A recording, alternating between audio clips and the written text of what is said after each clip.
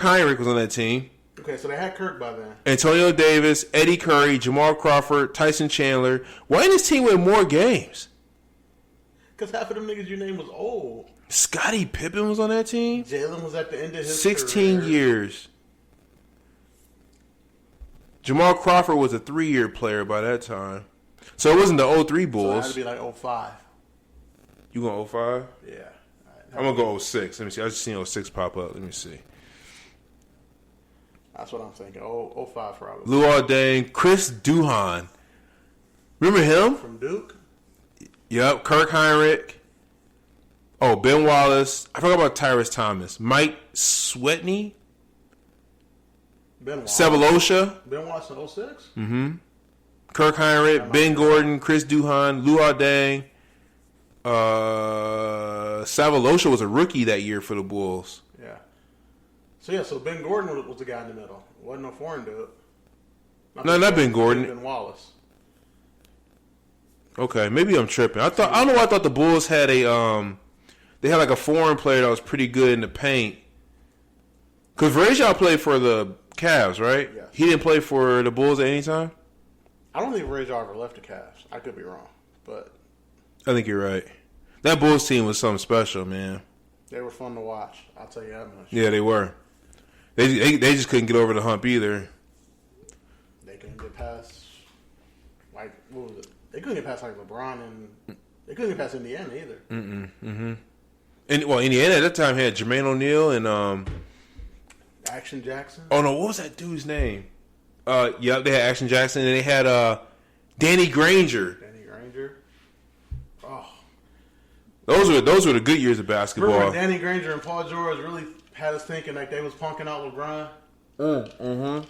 And then Danny Granger disappeared from the league because I think he got hurt a few times, and then Paul George just started running from the grind, as other niggas would put it.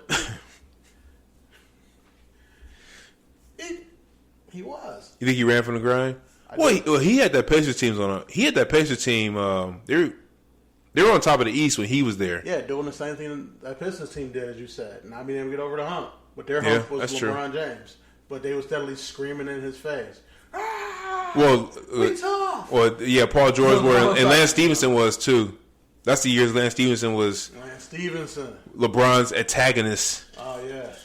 Lance Stevenson was about to be LeBron's villain origin. He was. He was. When LeBron turned into a super villain, you had to blame Lance Stevenson. Oh, shit. Oh, man. Good times. Good times. Remember Brandon Roy? One of the players whose career was cut short. Cut way too short. His knees robbed him of what was going to be a fantastic career. That man, y'all, and I know we put, Dame Lillard on this, and Dame Lillard deserves it, on this pedestal. Brandon Roy was a poor man's Dame Lillard in Portland. Brandon Roy was amazing, and he was taller. He was like 6'6". He was like a point guard / shooting guard. That dude could do it all. I used to hate when the Lakers played against the Trailblazers, because I knew Brandon Roy was going to give us buckets, man. You knew Brandon Roy was going to give Derek Fisher buckets? Yeah. Yep, that's exactly how it happened. Derek Fisher, man. Right before Derek Fisher went to go fuck somebody else's wife. And then my man Matt Barnes had to drive 30 hours. 30 hours. 30 hours. Not Brandon Roy. Matt Barnes had to drive 30 hours to whoop somebody's ass, man. Not somebody. Derek Fisher's ass. 30 hours. Should we just talk about Kanye while we're there? Hey, we here now. What's going on with Kanye, man? I guess we're here now. That was a smooth transaction. Transition? Wow. You killed it. Oh, guys, I promise we're podcast professionals. Oh, man. I promise. This is what happens when the podcast steps away. Now I'm back. Had to pull up again. Now I'm back. This nigga said a transaction. Yeah, let's talk about Ye. Ye. I still haven't watched part 3 of the documentary. I did. And I'll tell you this. I'm not going to spoil it for you. Well, I guess I can't because it's... I guess we already. Documentary. Yeah, it is. The story has happened. But I will say the third episode was rough to watch for me. Because I've read that and it kind of makes me go. Because you've seen the first 2 episodes, you see so much promise in Kanye. This third episode is rough, man. Like, you can see him go through his you can see him battling his demons in the third episode. It's just like him, and you're like, fuck, he's. I know I said I won't say Kanye goes. I said I won't say Kanye's off his meds again because I said based on how Kanye used to act, I could see him acting like that now. But there's a difference in the way Kanye acted before his mom passed and the way he acted when his mom passed after his mom passed. It's just rough. I was watching that and I almost wanted to turn it off. I was like, I can't watch it because you could tell Kanye would have when Kanye has a breakdown, it's a rant, right?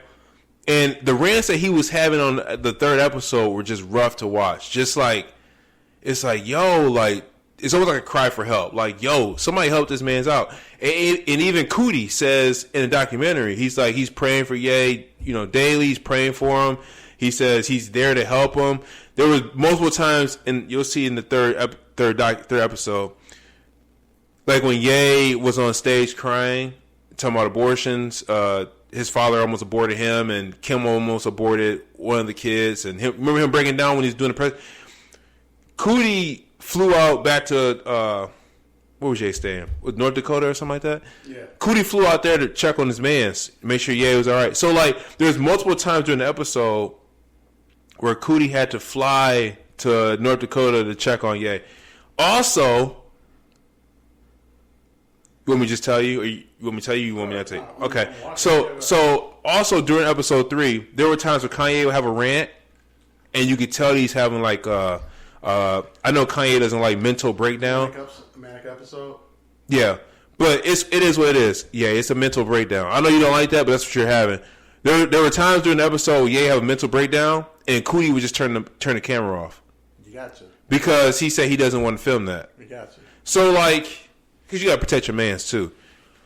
So episode 3 was just hard to watch because we all care about Ye, right? In a hip hop sense, and just as a person, you care about Ye. And he's having these episodes on the third episode, and then you're just like, oh, you can see the deterioration. That's what I'm saying. You can see the deterioration of Kanye West. Even Cootie said in the doc. So Cootie and Kanye went their separate ways for a little bit, right?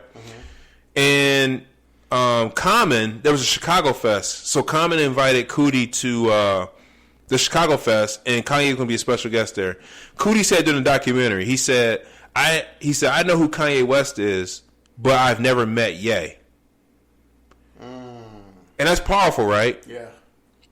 So, yeah, man, it was just rough, man. The episode was rough to watch for me. It was rough because I just hate that Kanye is going through it. I feel like, yeah, like I said, once, this is just me talking speculation, but I feel like once Kanye's mother passed, that was the backbone in his life, the staple in his life. Once she passed, it seemed like Kanye just became Ye, like just a different person. You can see the transition in episode 3, just a different person altogether. I've read that, but I didn't mean to get so somber. Batsy, you want to talk about Ye and the Kim thing, or do you have something to say about the episode that I just talked about? No, I haven't watched it yet. Okay. I won't talk too much about the Ye and Kim thing because it's gossipy and I don't really fuck with that. It's gossipy? It's gossipy even though it's online? Yeah. My man posted the tweets. Skeet. You gotta call him Skeet. Ye posted the tweets that Pete Davidson sent him online, and then did a prayer. Did you see the prayer? I did. Okay. The moment you text me back and say in bed with your wife, oh no, what? You gotta die. You gotta die now.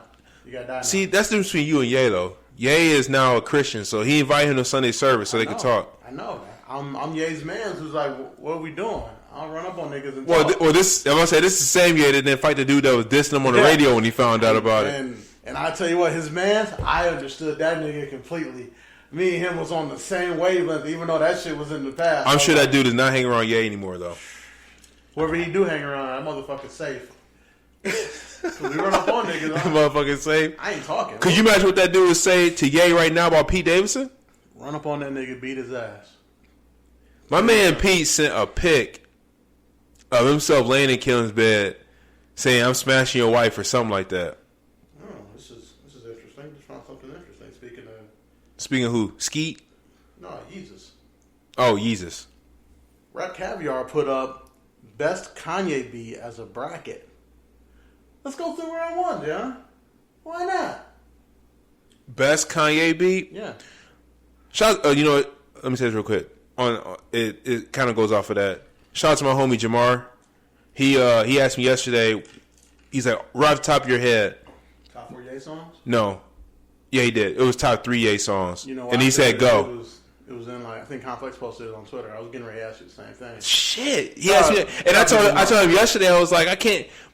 My mind, right? When he said top 3 go, my mind just started scrambling. I couldn't pick one.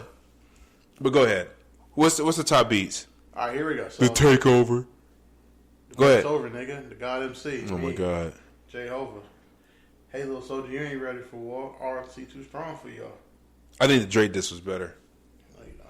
Back to back, you can play that in the club. You can't play the Takeover in the I'm club. not trying to play Takeover in the club. I'm trying to play Takeover before I go take over niggas' block. Take over niggas what? Block. Read your list, Take a man. nigga's Read your bitch. list. Come on, man. All right. Old Kanye is the first half of his bracket. Jesus Walks or The Truth? Hey, man, can you text that to me or no? What? This bracket? Yeah. Yeah. So I just want to look at it while you going over it, so that way I can follow. All right. Yeah. Well, you don't have Instagram anymore. I can just send you, but you know. It's all What right. you said? Complex posted it. No, Rap Caviar. Hold on. Oh, Rap Caviar, man, they be on their shit. They do.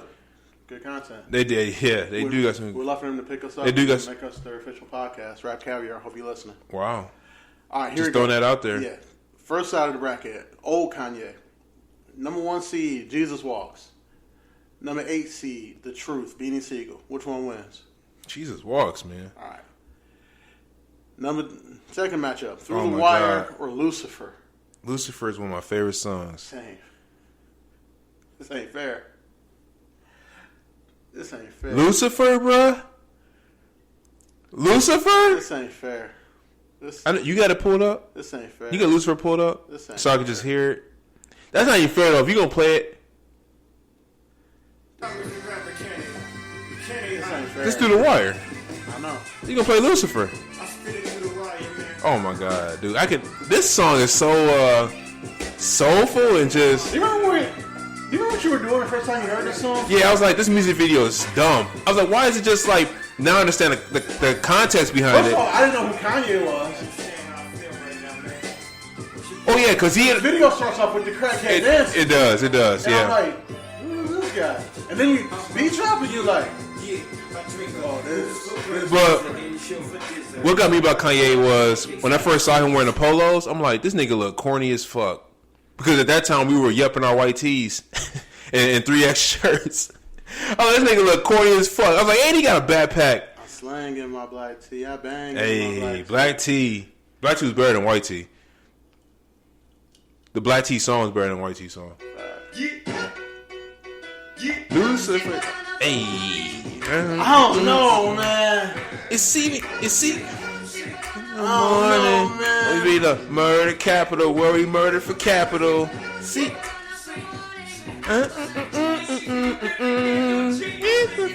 John, you gotta make a decision. Lord forgive him. He got them dark forces in him. Oh my Also God. got a righteous cause for Sinning. Murder me. So I got Murder them first. And murder C. Doctors perform. Siege us. Jesus. Oh. I gotta go Lucifer. Not because of the song, the beat. Oh, the way man. that beat starts. Do, do, do, do, do. I've run that song back so many times just for that intro. I gotta go Lucifer. What's the best song on that album? Lucifer or Allure? Allure. Okay, cool. I'm about to say Allure is... I love Allure. I don't know why I get so high. I Get so high. I get so high. High off the life. Both of those songs are fantastic. I'm